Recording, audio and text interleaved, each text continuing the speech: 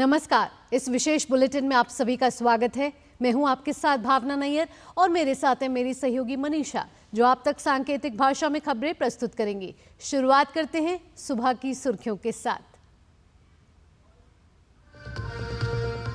प्रधानमंत्री नरेंद्र मोदी पोलैंड और यूक्रेन की 3 दिवसीय यात्रा पर होंगे रवाना। यह किसी भी भारतीय प्रधानमंत्री की 45 वर्षों में पोलैंड और 30 वर्षों में यूक्रेन की होगी पहली यात्रा।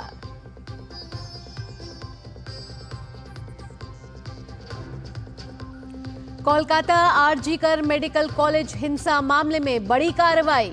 ड्यूटी में लापरवाही बरतने पर 3 पुलिस अधिकारी निलंबित। प्रदर्शन कर रहे डॉक्टर्स आज दिल्ली के सीबीआई दफ्तर से स्वास्थ्य मंत्रालय के दफ्तर तक करेंगे मार्च।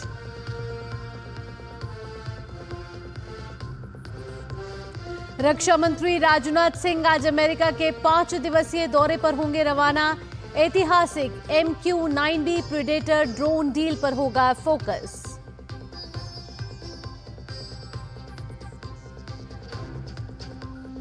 दिसंबर में होगा भारत का ह्यूमन रेटेड गगनयान रॉकेट का पहला परीक्षण। डीडी न्यूज के साथ विशेष बातचीत में इसरो प्रमुख ने अंतरिक्ष मिशन गगनयान की प्रगति की दी जानकारी।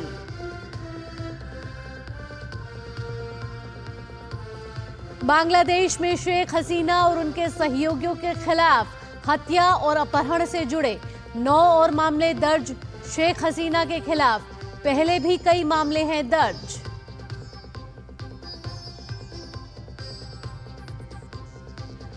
गजा संघर्ष विराम के लिए मध्यस्थता को लेकर कतर पहुंचे अमेरिकी विदेश मंत्री एंटनी ब्लिंकन। शांति समझौते पर करेंगे चर्चा। अब खबरें विस्तार से। प्रधानमंत्री नरेंद्र मोदी आज पोलैंड की 2 दिवसीय राजकीय यात्रा पर रवाना होंगे। यह पिछले 45 वर्षों में किसी भारतीय प्रधानमंत्री की पहली पोलैंड यात्रा है। पोलैंड में प्रधानमंत्री मोदी का राजधानी वॉर्सो में औपचारिक स्वागत किया जाएगा, जहां पीएम मोदी पोलैंड के राष्ट्रपति आंद्रेस सेबेस्टियन डूडा से मुलाकात करेंगे। इसके अलावा पीएम मोदी पोलैंड के प्रधानमंत्री डोनाल्ड टस्क के साथ द्विपक्षीय वार्ता भी करेंगे। पीएम मोदी राजधानी वॉर्सो में मॉन्टी कैसिनो स्मारक का भी दौरा करेंगे और सैनिकों को श्रद्धा सुमन अर्पित करेंगे। साथ ही प्रधानमंत्री मोदी पोलैंड में कोल्हापुर के महाराजा के सम्मान में बने मेमोरियल भी जाएंगे। पीएम मोदी पोलैंड में व्यापार जगत समेत सामाजिक और सांस्कृतिक क्षेत्र से जुड़े महत्वपूर्ण लोगों से भी मिलेंगे। दशकों बाद भारतीय प्रधानमंत्री की पोलैंड की इस यात्रा से दोनों देशों के बीच विभिन्न क्षेत्रों में सहयोग बढ़ने की उम्मीद जताई जा रही है। इस दौरान दोनों देशों के बीच कई अहम समझौतों पर हस्ताक्षर होने की भी उम्मीद है। इसके अलावा प्रधानमंत्री मोदी पोलैंड में रहने वाले भारतीय समुदाय के लोगों से संवाद भी करेंगे।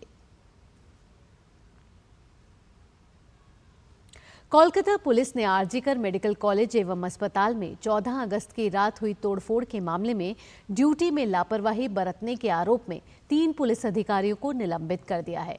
इसमें 2 सहायक पुलिस आयुक्त और 1 इंस्पेक्टर शामिल है। तीनों अधिकारी उस दिन अस्पताल में ड्यूटी पर थे। तोड़फोड़ की घटना तब हुई जब महिलाओं के नेतृत्व में बड़ी संख्या में लोग कोलकाता की सड़कों पर उतरे और उसी अस्पताल की जूनियर डॉक्टर के लिए न्याय की मांग की, जो इस जघन्य बलात्कार और हत्या की शिकार बनी थी। इस घटना के बाद शिकायतें सामने आई कि तोड़फोड़ जानबूझकर की गई ताकि स्वतः स्फूर्त विरोध से ध्यान भटकाया जा सके। शहर के पुलिस अधिकारियों ने तीनों अधिकारियों को निलंबित करने का फैसला ऐसे समय में लिया जब कुछ घंटे पहले ही सुप्रीम कोर्ट ने 15 अगस्त को हुई तोड़फोड़ से निपटने में पुलिस की भूमिका पर गंभीर सवाल उठाए थे।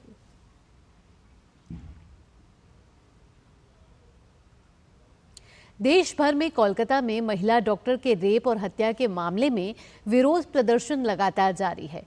इसी कड़ी में आज आरजीकर अस्पताल के डॉक्टर नई दिल्ली में सीबीआई दफ्तर से लेकर स्वास्थ्य मंत्रालय तक मार्च निकालेंगे। डॉक्टर ये मार्च आज सुबह 11 बजे निकालेंगे। सोमवार को ही दिल्ली एम्स के डॉक्टरों समेत अन्य अस्पतालों के डॉक्टरों ने स्वास्थ्य मंत्रालय के सामने विरोध प्रदर्शन किया था। कोलकाता के बाद महाराष्ट्र के बदलापुर में 2 बच्चियों के साथ यौन उत्पीड़न की घटना से पूरा देश गुस्से में है। इसका असर कल बदलापुर रेलवे स्टेशन पर दिखाई दिया, जब यहां प्रदर्शनकारियों ने ट्रेनें रोक दी। घटना के विरोध में लोगों ने करीब 10 घंटे तक रेलवे स्टेशन की पटरियों पर प्रदर्शन किया। हालांकि अब ट्रेन सर्विस बहाल हो चुकी है। इस बीच महाराष्ट्र सरकार ने इस मामले में उच्च स्तरीय जांच के आदेश दिए हैं। आईजी लेवल की महिला अधिकारी आरती सिंह के नेतृत्व में एसआईटी गठित कर दी गई है। सरकार की ओर से कहा गया है कि इस मामले में जल्द जांच पूरी हो ताकि चार्जशीट दाखिल की जा सके। वरिष्ठ वकील उज्जवल निकम सरकार की तरफ से मुकदमा लड़ेंगे। फास्ट ट्रैक में इस केस की सुनवाई होगी, जो 3 महीने में अपना फैसला देगी। आरोपी गिरफ्तार किया जा चुका है। स्कूल मैनेजमेंट ने प्रिंसिपल, क्लास टीचर और एक महिला अटेंडेंट को सस्पेंड कर दिया है। साथ ही एफआईआर देर से दर्ज किए जाने के कारण 3 पुलिसकर्मियों को भी सस्पेंड किया जा चुका है। त्रिपुरा में पिछले 2 दिनों में भारी बारिश के कारण हुए भूस्खलन और डूबने से 7 लोगों की मौत हो गई है और 2 अन्य लापता हैं। एक प्रेस कॉन्फ्रेंस को संबोधित करते हुए राज्य के राजस्व सचिव ब्रिजेश पांडे ने कहा कि पिछले 48 घंटों में राज्य भर में भारी बारिश के कारण राज्य के विभिन्न हिस्सों में बाढ़ जैसी स्थिति पैदा हो गई है। नदियों के जलस्तर में वृद्धि के कारण बाढ़ का पानी तटबंधों और निचले इलाकों के घरों में घुस गया है। दिल्ली से लौटने के बाद मुख्यमंत्री ने बाढ़ की स्थिति को लेकर समीक्षा बैठक की। बैठक में वर्तमान स्थिति का मूल्यांकन किया गया और बाढ़ के प्रभाव को कम करने के लिए कदम उठाए जाएं, इसके लिए भी निर्देश दिए गए। राज्य सरकार ने राज्य भर में 183 राहत शिविर स्थापित किए हैं। रक्षा मंत्री राजनाथ सिंह आज 5 दिवसीय अमेरिका यात्रा पर रवाना होंगे। यह यात्रा रक्षा अधिग्रहण परिषद में हुए संशोधनों के साथ साथ भारत अमेरिका के बीच MQ-9B प्रेडेटर ड्रोन डील के लिए महत्वपूर्ण होगी। इस यात्रा में लंबे समय से इंतजार कर रहे Indo Pacific maritime domain awareness IPMDA पर भी बात की जाएगी। भारतीय रक्षा मंत्री राजनाथ सिंह 23 अगस्त को अमेरिका के पेंटागन में अपने समकक्ष लॉर्ड ऑस्टिन के साथ बातचीत करेंगे। इस दौरान दोनों देशों के बीच रक्षा सहयोग और आपसी रिश्ते को मजबूत करने पर जोर दिया जाएगा। वहीं DAC द्वारा स्वदेशी कर के प्रतीक्षित में संशोधन को मंजूरी दिए जाने पर भी बात होगी। साथ ही 2022 में क्वाड देशों द्वारा की गई घोषणा पर भी बात की जाएगी। भारतीय नौसेना उपग्रह के माध्यम से इंडो पैसिफिक में पारदर्शिता के लिए हाकाई 360 वाणिज्यिक ऑपरेटर के साथ गठजोड़ को लेकर घोषणा की गई थी।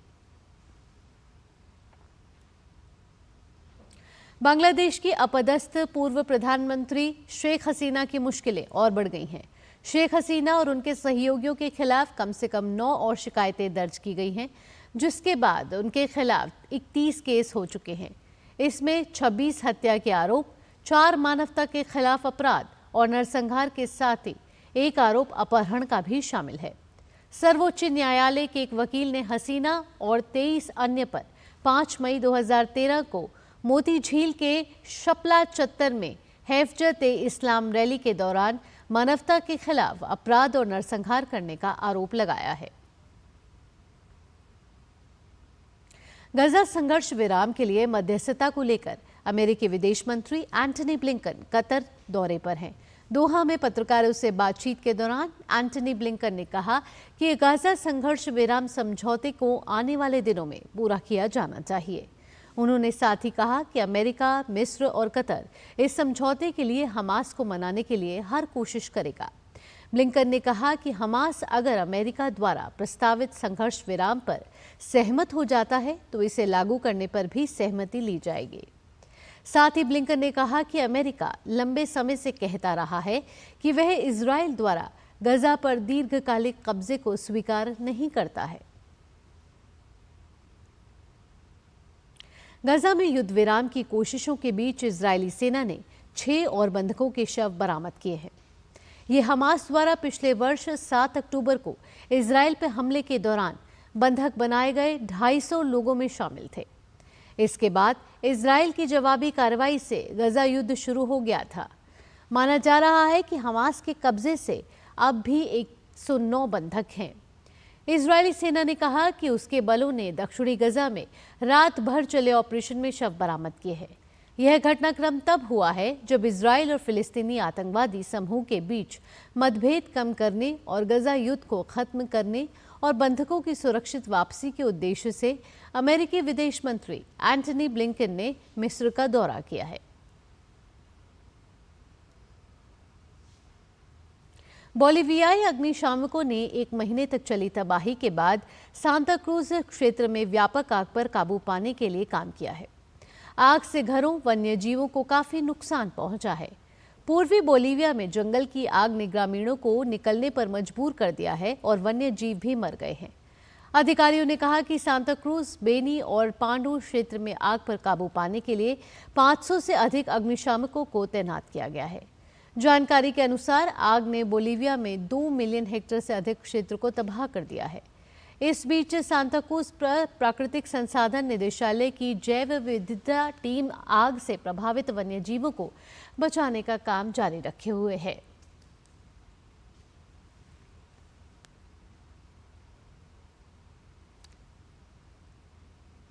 इसी के साथ इस विशेष बुलेटिन में इतना ही। मुझे और मेरी सहयोगी मनीषा के साथ हमारी टीम को फिलहाल के लिए दीजिए अनुमति।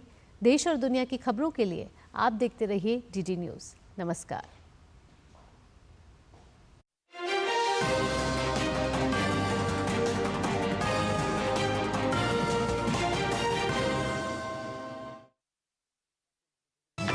मन की बात है जन जन की, संघर्षों के कुछ